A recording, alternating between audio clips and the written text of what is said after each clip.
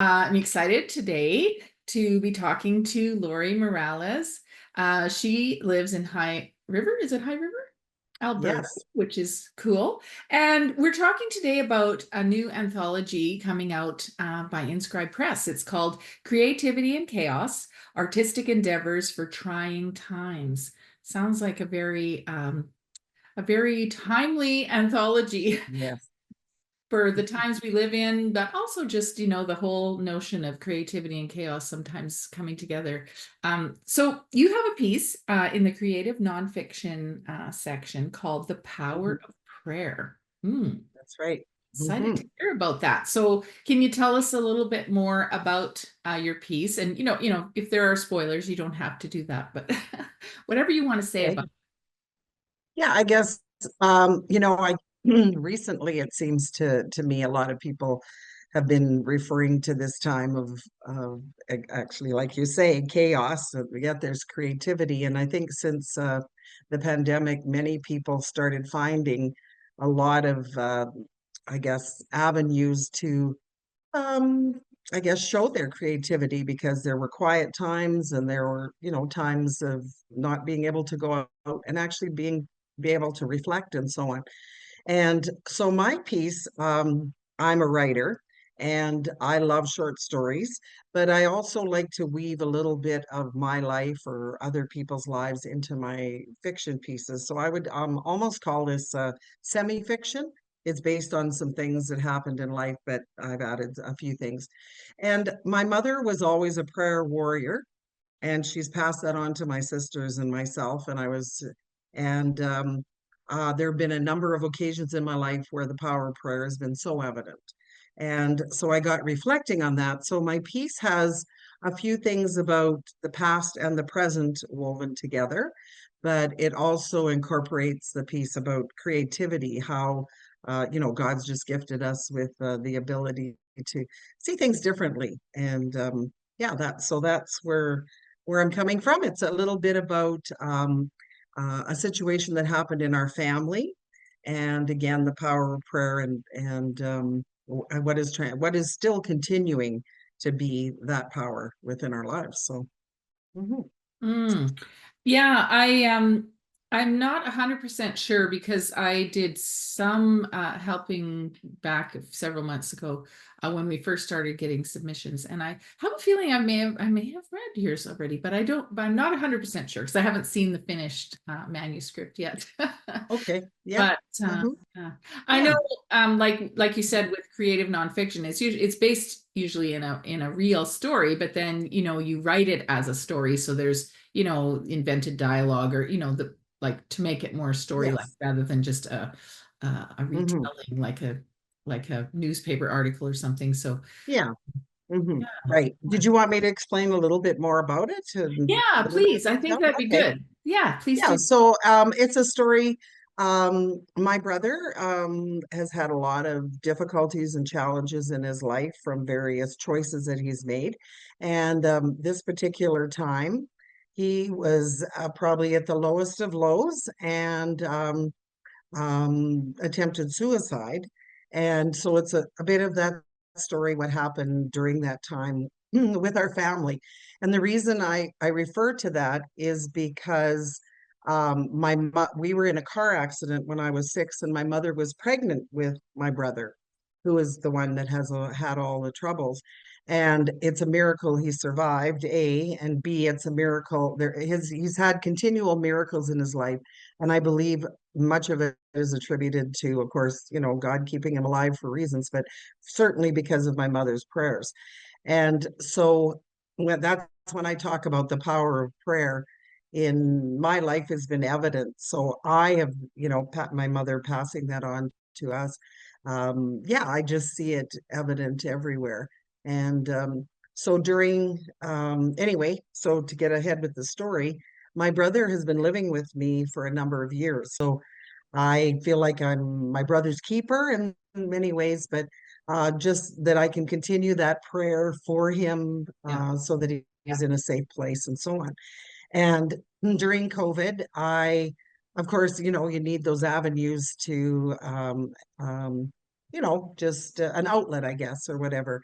So I got into a number of things. I got into painting. I took some classes. I got into writing. I got into junk journals. I got into all sorts of different creative things that really helped, I think. And, just because, life is challenging, right? Life is good, but it also has its challenges. So how do we deal with that? And prayer is awesome, but there are also other avenues, I guess, as I keep mentioning, Yeah. to be able to counter that. Mhm. That's Yeah. really cool because I've, of course, over the course of doing these interviews, that's one of the themes that's been coming up is how, during COVID, people realized their need for some kind of an outlet. I've talked to people who do junk journaling, who do painting, who do journaling, it's almost like the whole thing you Yes. mentioned there, the people Yeah. were cooking and gardening and all those things. Yes. Um, Finding all these amazing things. Yeah. Yes, and I guess it speaks to the fact that, creativity is such a wonderful outlet. It's very therapeutic and it helps us to deal with our own issues, whatever they may be. But then as an extension, that often then speaks to other people, like your writing Yes. or your paintings or whatever, are also impacting other people. So it's kind of a Yes. double blessing, I guess you could say. Yeah. Absolutely. Another thing that sort of popped out at me is when you were talking is I think that a lot of people will be able to relate to your story. And now that you've described it, I do recall reading it before. Yes. One of the things that really struck me about it, well, a couple things, but first of all, that it's kind of written in a split time. So, like you said, you kind of connect the fact that your mom was in a car accident when she was pregnant with him, and then the situation that was happening during that dark time, and that's really kind of, I would say, trendy. Good for you. Oh, okay. Thank you. Lots of split time, but it gives context to the, and we see sort of the broader um story and how God, how he's present throughout all the things Yes. that happen in a person's life. Absolutely.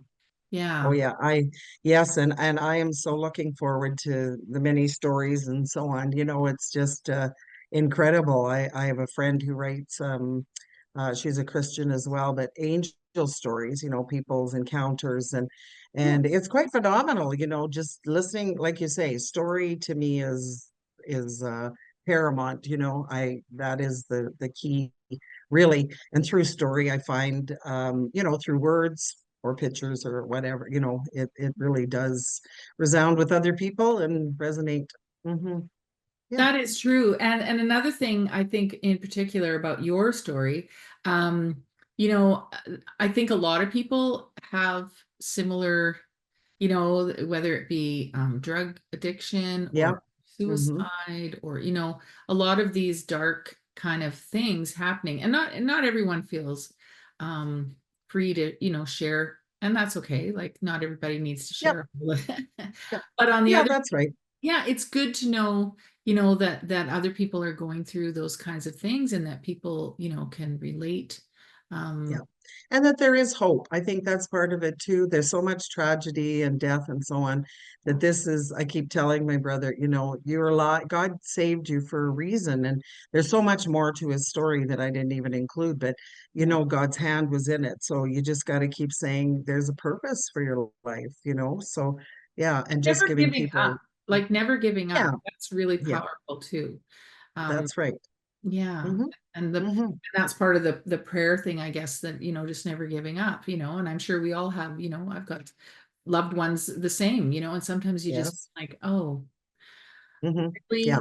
really? Is this ever going to change? Well, But you never. yeah, and I was just speaking with a friend yesterday. We were talking. She said, "Oh, I've been praying about this." And I said, "Listen, I said every prayer is in the bowl of incense in heaven, and it might not be answered for 20 years or 10 years. It could be answered tomorrow, but Yeah. you have to realize that these prayers have been sent up and they're there. God hears them.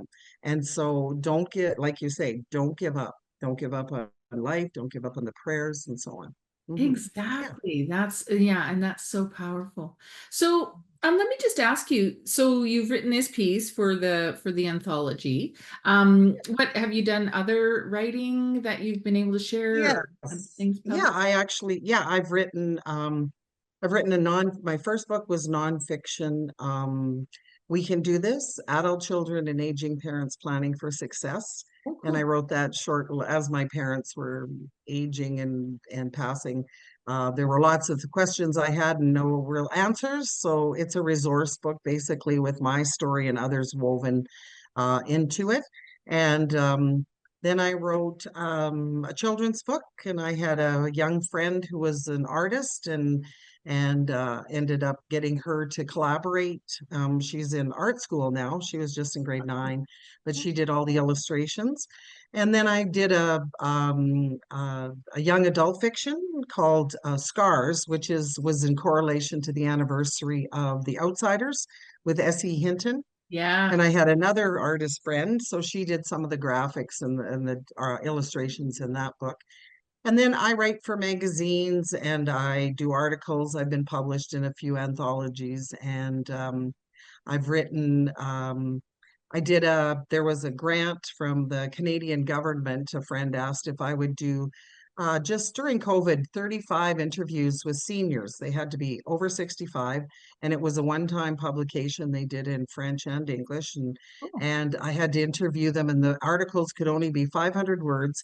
And they had to tell me a little bit about their life, which is, I mean, the people ranged from 65 to 92, and tell a little bit about their life. And then they published it. It's called Seniors. Cool. If you just type in Seniors Magazine or whatever.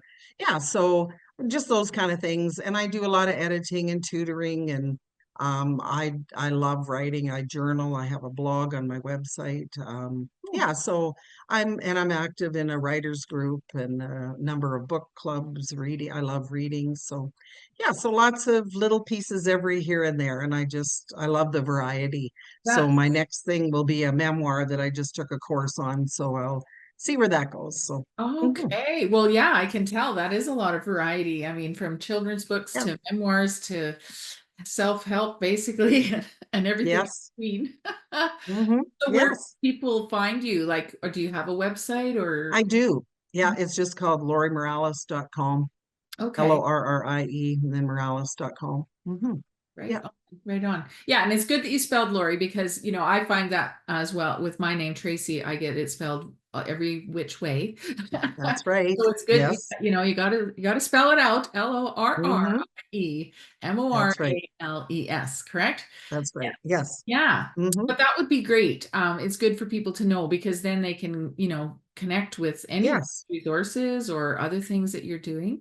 Um, Yes.